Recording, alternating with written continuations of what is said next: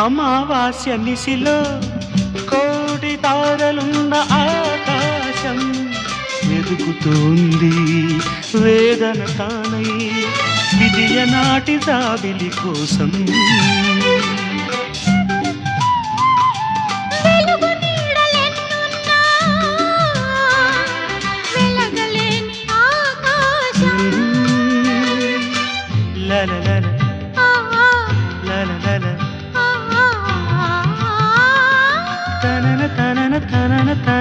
ఎదుగుతూ ఉంది వెన్నెల తానై ఒక్కనాటి పున్నమి కోసం.